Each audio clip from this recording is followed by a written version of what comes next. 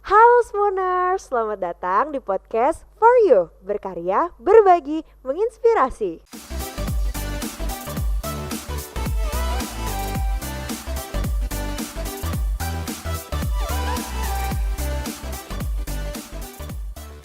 Selamat pagi semuanya, kali ini podcast For You kedatangan tamu yang luar biasa, yaitu salah satu anggota DPRD Kepulauan Bangka Belitung, yaitu Pak Beliadi.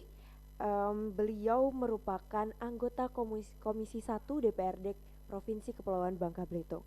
Selamat pagi Bapak, Bapak apa kabar? Pagi, alhamdulillah baik. Alhamdulillah. Baik Pak, kedatangan Bapak di sini kan tadi sebagai pembina upacara dan juga Bapak sudah menyerahkan alat-alat band untuk SMA Negeri 1 Manggar. Apa sih Pak tujuan Bapak untuk menyerahkan alat-alat band tersebut? Terima kasih. Saya jawab dulu ya, karena pertanyaannya sudah dilempar. Yang pertama, saya cerita dulu waktu SMA Negeri 1 Manggar melakukan kegiatan Merdeka Berkarya kalau tidak salah.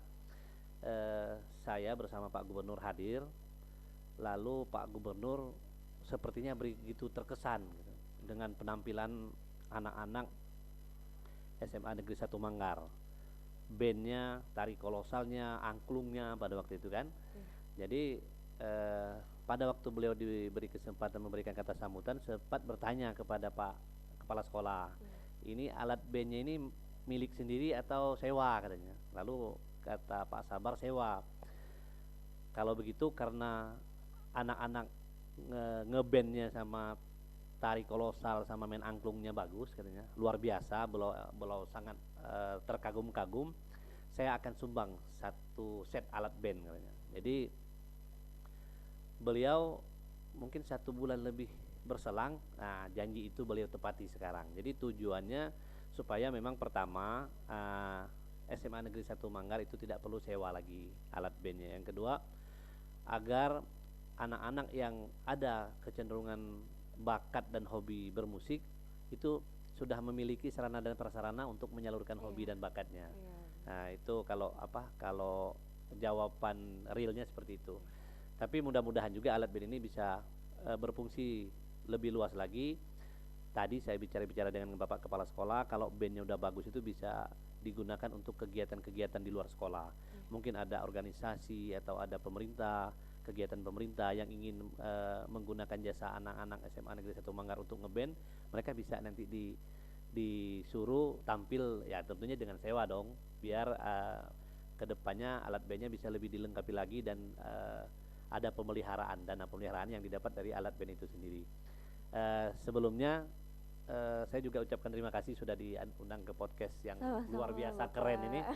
Saya merasa seperti di salah satu studio TV nih, saking kerennya. Apa nih Pak, studio Deddy Corbuzier? Iya. Mungkin Deddy Corbuzier berarti belajar nih sama SMA Negeri 1 Manggar nih untuk menata ruangannya. Terima kasih. Luar biasa ya Pak. Menurut Bapak nih Pak, bagaimana siswa yang memiliki minat bakat yang lebih gitu, bagaimana cara siswa untuk mengembangkannya itu? Sebenarnya minat dan bakat itu tidak bisa hanya dimiliki. Minat dan bakat itu harus disalurkan dan harus terus diasah sehingga dia menjadi suatu minat bakat yang profesional dan terampil. Jadi kalau seseorang mempunyai minat, mempunyai bakat tertentu, itu harus diasah dan harus sering-sering dilakukan, diasah, digali terus sehingga minat dan bakat itu bisa menjadi sesuatu yang bernilai profesional. Itu menurut Bapak. Nah Pak, kira-kira jika seseorang sudah menemukan bakatnya, tetapi kayak murid itu nih Pak, misalnya dia mengabaikan akademiknya nih Pak, bagaimana menurut Bapak? Ini pertanyaan menarik nih. Kebetulan saya itu punya anak yang remaja, satunya di kelas 11 kalau tidak salah, satunya di kelas 7. Anak-anak saya ini sering protes dia. Ini si kecil yang paling rewel itu, sering protes, namanya Pijar. Dia pernah sesuatu hari ditegur oleh salah satu gurunya karena ada nilai yang menurut dia tidak maksimal gitu. Dengan lugas waktu itu anak saya menjawab kepada bukan menjawab, menyampaikan protes kepada saya. Pak, katanya, saya kan tidak berniat untuk menjadi wali kelas katanya. Kenapa saya harus pintar semua pelajaran katanya. Kalau saya cita-citanya jadi wali kelas, mungkin semua pelajaran harus saya ahli gitu ya.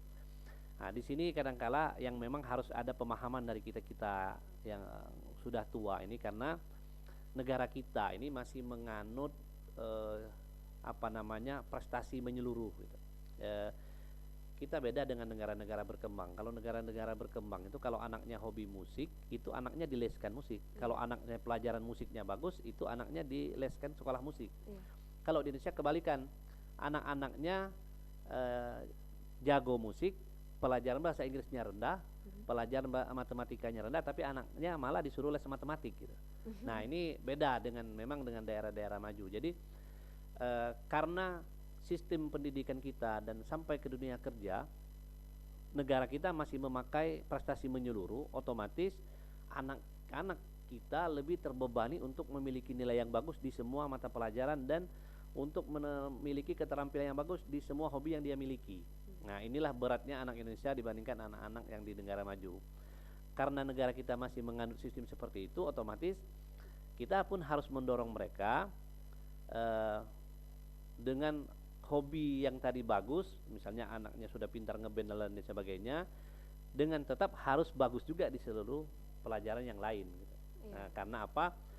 Nanti setelah anak ini selesai sekolah, di sekolah selanjutnya itu di negara kita masih memakai syarat-syarat itu tadi. Syaratnya nilainya harus bagus. Kalau tidak bagus tidak bisa ikut beasiswa.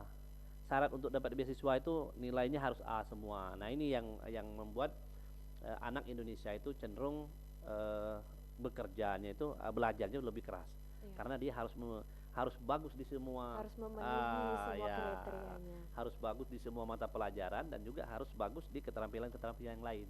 Nah, inilah pemahaman ini tetap harus kita sampaikan kepada anak-anak supaya tidak bagus di satu sisi aja, tapi memang harus berupaya bagus di semua sektor gitu. Terima kasih.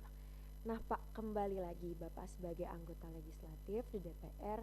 Tadi kan Bapak sudah bahas bagaimana cara mengembangkan minat dan bakat pada anak.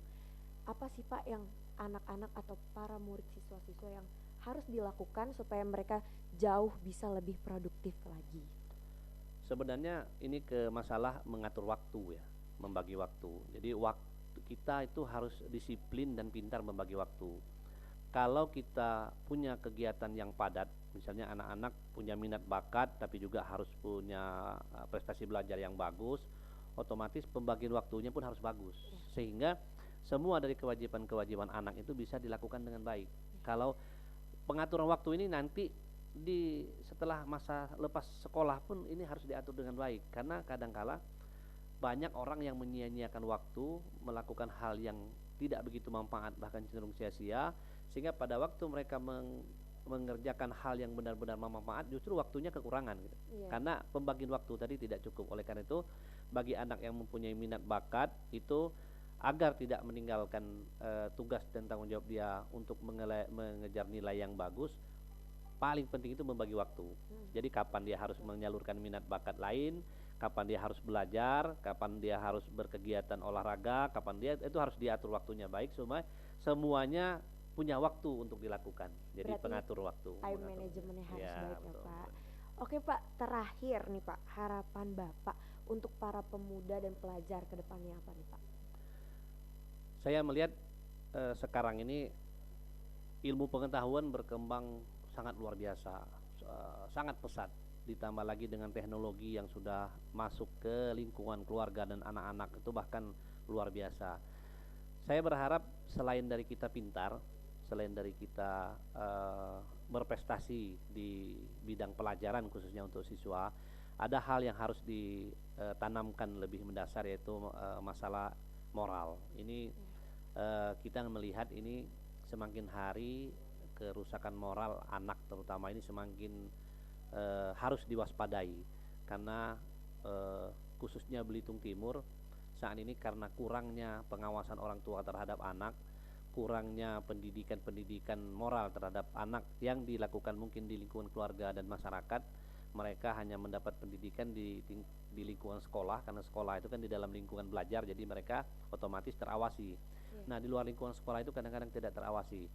Oleh karena itu Belitung Timur saat ini kalau tidak salah kita itu perceraian paling tinggi dan pernikahan usia dini juga paling tinggi. Iya, betul. Nah, oleh karena itu selain dari ilmu pengetahuan dan prestasi di sekolah yang harus kita geber supaya bagus, supaya berprestasi, pendidikan moral ini harus kita jaga sama-sama, khususnya kepada anak-anak usia-usia seperti kalian ini kan usia di bawah pengawasan ketat orang tua. Usia pengawasan ketat itu bukan karena apa?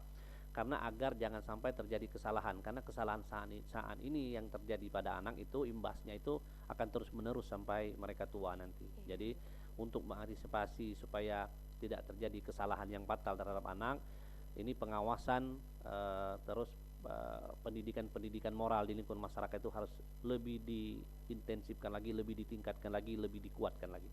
Itu saya pikir. Begitu teman-teman, jadi menurut Pak Beliadi tadi, kita sebagai pelajar pemuda di Indonesia maupun di luar negeri sekalipun, jadi kita itu harus bisa mengembangkan minat dan bakat kita.